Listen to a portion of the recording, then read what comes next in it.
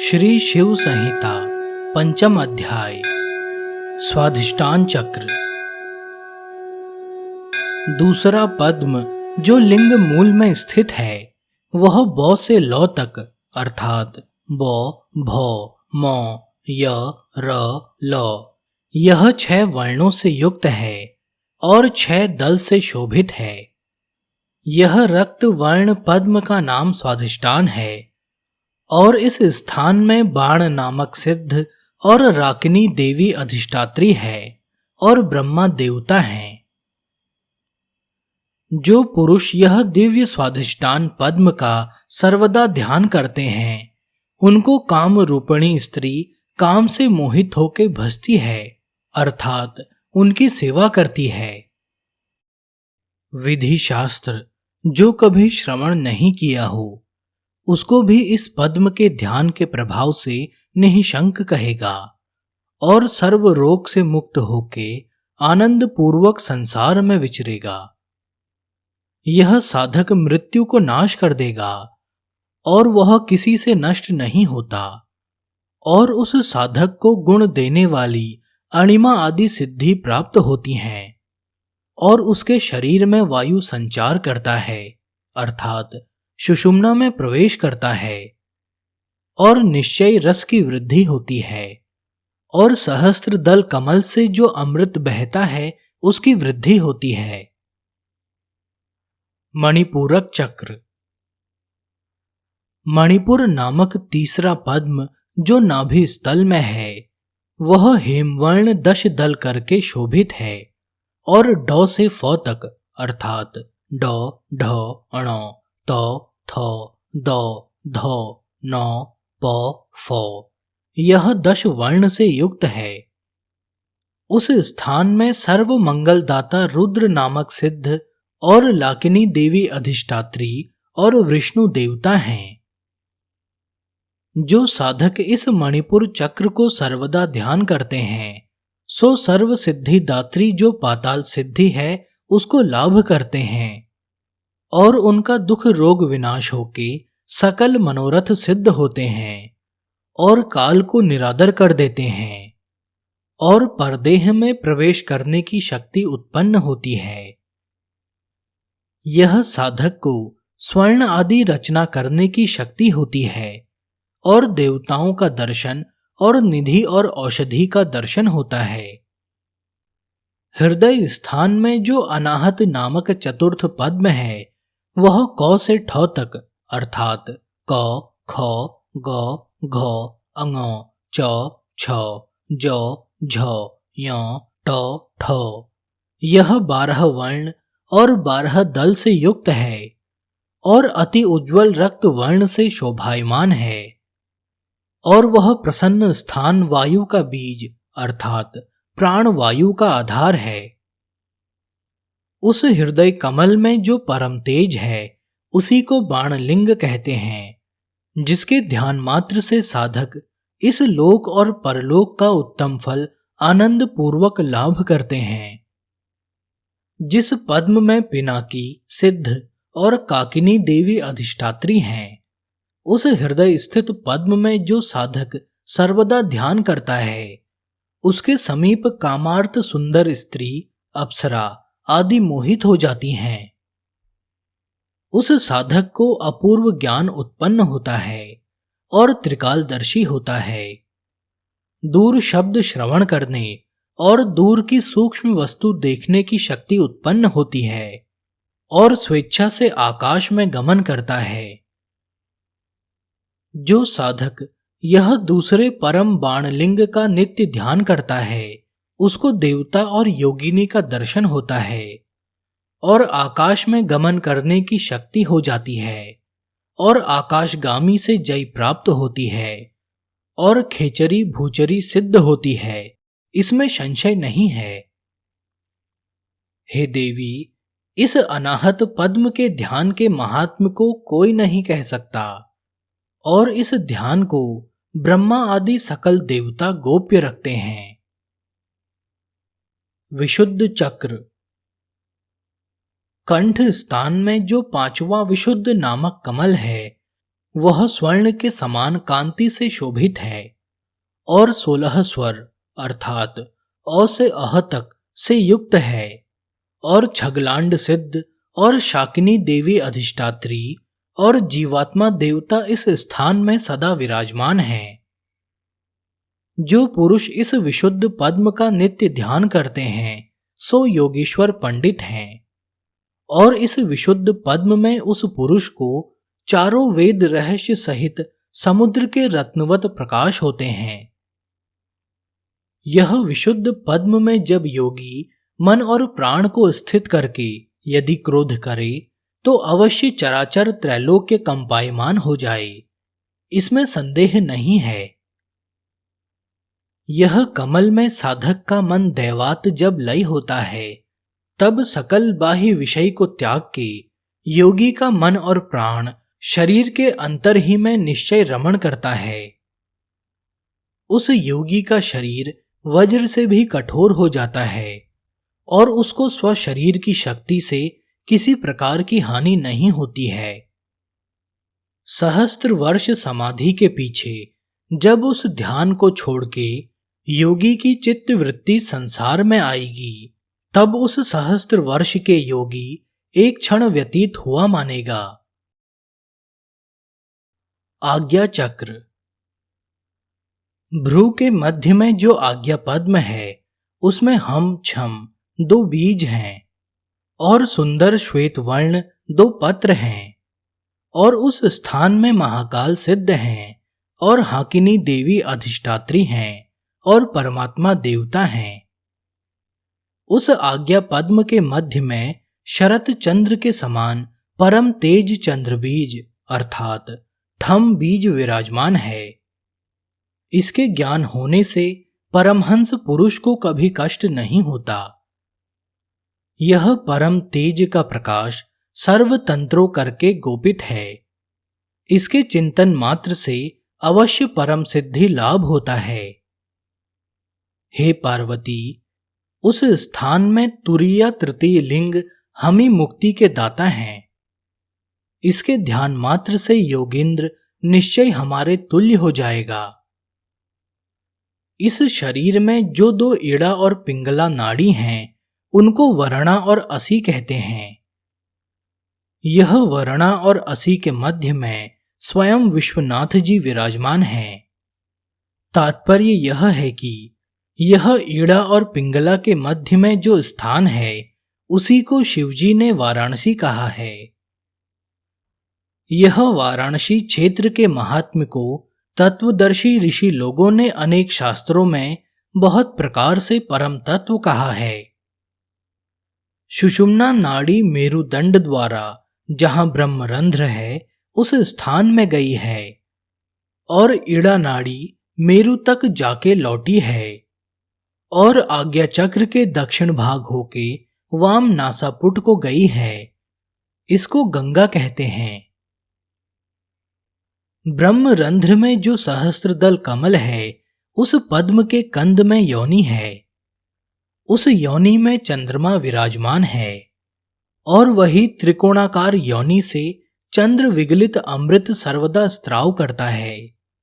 सो अमृत चंद्रमा से ईड़ा नाड़ी द्वारा संभाव से निरंतर धारारूप गमन करता है और उस ईड़ा नाड़ी की गति वाम नासापुट में है। इस हेतु से योगी लोग इस नाड़ी को गंगा कहते हैं। वह ईड़ा नाड़ी आज्ञा पद्म के दक्षिण भाग से वाम नासापुट को गमन करती है। इसी को उदग वाहिनी गंगा कहते हैं। यह ईड़ा और पिंगला के मध्य स्थान को वाराणसी चिंतना करे और ईड़ा नाड़ी के समान पिंगला भी उस आज्ञा कमल के वाम भाग से दक्ष नासापुट को गई है। इस हेतु से हे देवी, इस पिंगला को हमने असी कहा है। जो मूलाधार पद्म 4 दल से युक्त है उस कमल के कंद में जो योनि है इस योनि में सूर्य स्थित है। वही सूर्य मंडल से निरंतर विष बहता है और पिंगला द्वारा गमन करता है और वह विष सर्वदा धारा रूप पिंगला नाड़ी से प्रवाहित रहता है और यह पिंगला नाड़ी दक्षिण नासापुट में गई है। यह नाड़ी आज्ञा कमल के वाम भाग से दक्षिण नासिकापुट को गई है। इस हेतु से यह पिंगला नाड़ी को असी कहते हैं। इस स्थान में महेश्वर देवता हैं। इसको आज्ञा पद्म कहते हैं और योग चिंतक लोग कहते हैं कि इस पद्म के ऊपर पीठ त्रय की स्थिति है, अर्थात नाद, बिंदु, शक्ति, यह तीनों इस भाल पद्म में विराजमान हैं। जो पुरुष सर्वदा गोपित करके इस आज्ञा कमल का ध्यान करते हैं, उनका पूर्व जन्मकृत कर्मफल सकल निर्विघ्न नाश हो जाता है। जब योगी यह ध्यान सर्वदा निरंतर करे तो उसका प्रतिमा पूजन करना या जप करना सर्वथा अनर्थवत है। यक्ष, राक्षस, गंधर्व, अप्सरा और किन्नर आदि सब इस ध्यानयुक्त योगी के वश में हो जाते हैं और उसके चरण की सेवा करते हैं। जो योगी विपरीत गामी जिह्वा को ऊपर तालुमूल में प्रवेश करके यह भयनाशक आज्ञा कमल का ध्यान आधे क्षण भी मन अचल स्थिरता पूर्वक करते हैं, उनका सकल पातक उसी क्षण नाश हो जाता है। पंच पद्म का जो जो फल पहले कहा है, सो सब का समस्त फल आप ही इस आज्ञा कमल के ध्यान से ही प्राप्त हो जाएगा। जो बुद्धिमान सर्वदा मन स्थिर करके यह आज्ञा पद्म का अभ्यास करते हैं, वह वासना रूपी महाबंध को निरादर करके आनंद लाभ करते हैं। जो बुद्धिमान मृत्यु के समय उस आज्ञा पद्म का ध्यान करेगा, सो धर्मात्मा प्राण को त्याग के परमात्मा में लय हो जाएगा। जो मनुष्य बैठे, चलते, जागृत में, स्वप्न में सर्वदा इस कमल का ध्यान करते हैं, सो यदि पाप कर्म में रत भी हों तो भी मोक्ष को प्राप्त होते हैं। जो इस कमल का ध्यान करता है, वह निश्चय राजयोग का अधिकारी है। योगी स्वयं अपने प्रभा से सकल बंध से मुक्त हो जाता है। हे देवी, इस द्विदल पद्म के महात्म को कोई कहने में समर्थ नहीं है। ब्रह्मा आदि देवता इस पद्म के महात्म को किंचित हमारे द्वारा जानते हैं। इस आज्ञा पद्म के ऊपर तालुमूल में सहस्त्र दल कमल शोभायमान है। उसी स्थान में ब्रह्म रंध्र के विवर मूल में सुषुम्ना स्थित है। वह सुषुम्ना का मुख तालुमूल अर्थात ब्रह्म रंध्र में नीचे को वर्तमान है और मूलाधार से योनि पर्यंत जो सकल नाड़ी है, वह इस तत्व ज्ञान बीज स्वरूप ब्रह्म मार्ग की दाता सुषुम्ना के अधोवदन के अवलंब से स्थित हैं। तालु स्थान में जो सहस्त्र दल कमल कहा गया है, उसके कंद में एक योनि पश्चिमाभिमुखी है, अर्थात पीछे को मुख है। उस योनि के मध्य में जो मूल विवर है, उसमें सुषुम्ना ज्ञान नाड़ी स्थित है। हे देवी, इसको ब्रह्मरंध्र और इसी को मूलाधार पद्म भी कहते हैं। यह सुषुम्ना नाड़ी के रंध्र में कुंडलिनी शक्ति सर्वदा विराजमान है। वह सुषुम्ना अंतर्गता शक्ति को चित्रा नाड़ी कहते हैं।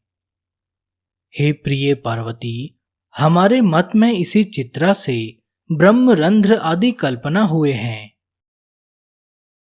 यह चित्रा नाड़ी के ध्यान मात्र से ब्रह्म ज्ञान उत्पन्न होता है और पाप क्षय हो जाता है और फिर संसार रूपी बंध में योगी नहीं पड़ता, अर्थात मोक्ष हो जाता है। दक्षिण हाथ के अंगुष्ठ को मुख में प्रवेश करके मुख को बंद करने से देहचारी जो प्राणवायु है, वह निश्चय स्थिर हो जाता है। यह प्राणवायु के स्थिर हो जाने से इस संसार चक्र में सर्वदा भ्रमण करना छूट जाता है, अर्थात मोक्ष हो जाता है।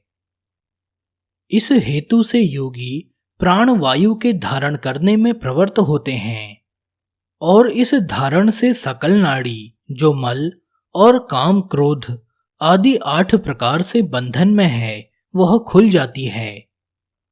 तब यह कुंडलिनी शक्ति ब्रह्म रंध्र को निश्चय त्याग देती है। इसके त्याग देने से जीव ब्रह्म का संबंध हो जाता है। जब वायु निरोध होके सकल नाड़ी में पूर्ण हो जाएगा तब कुंडलिनी अपने बंध को त्याग के ब्रह्म रंध्र के मुख को त्याग देगी। तब प्राण वायु का प्रवाह सदैव सुषुम्ना में हो जाएगा।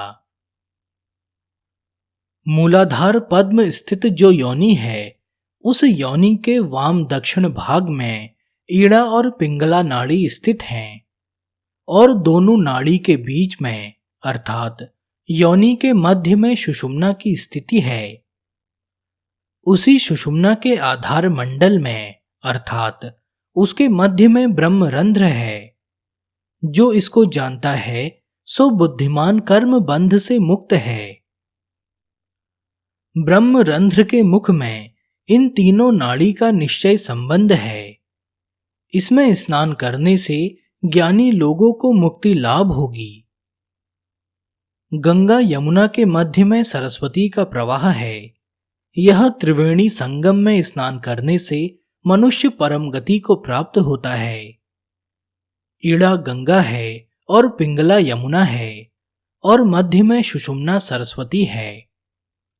यह त्रिवेणी संगम कहा गया है। इसका स्नान अति दुर्लभ है। यह ईड़ा और पिंगला के संगम में मानसिक स्नान करने से साधक सर्व पाप से मुक्त होके सनातन ब्रह्म में लय हो जाता है।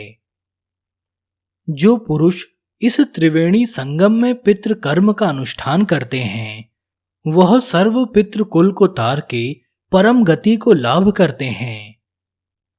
उसी संगम स्थान में जो साधक नित्य और नैमित्तिक और काम्य कर्म का अनुष्ठान सर्वदा मन से चिंतन पूर्वक करते हैं सो अक्षय फल लाभ करते हैं। जो पवित्र मति योगी एक बार इस संगम में स्नान करते हैं वह सर्व पाप को दग्ध करके स्वर्ग का दिव्य भोग भोगते हैं। और यह साधक पवित्र हो या अपवित्र हो या किसी अवस्था में हो, यह संगम के ध्यान रूपी स्नान मात्र से निश्चय पवित्र हो जाएगा। मृत्यु के समय में साधक जो यह चिंतन करे कि हमारा शरीर त्रिवेणी के सलिल में मग्न है तो उसी क्षण प्राण को त्याग के मोक्ष गति को प्राप्त होगा। इस तीर्थ से परे त्रिभुवन में दूसरा गुप्त तीर्थ नहीं है। इसको यत्न से गोपित रखना उचित है। यह कदापि प्रकाश करने के योग्य नहीं है। ब्रह्म रंध्र में मन देकर के यदि आधे क्षण भी स्थित रखे तो सर्व पाप से मुक्त होके साधक परम गति को अर्थात मोक्ष को प्राप्त हो जाए। हे पार्वती, इस ब्रह्म रंध्र में जिसका मन लीन हो जाए सो पुरुषोत्तम योगी अणिमा आदि गुणों को भोग के इच्छा पूर्वक हमारे में लय हो जाएगा।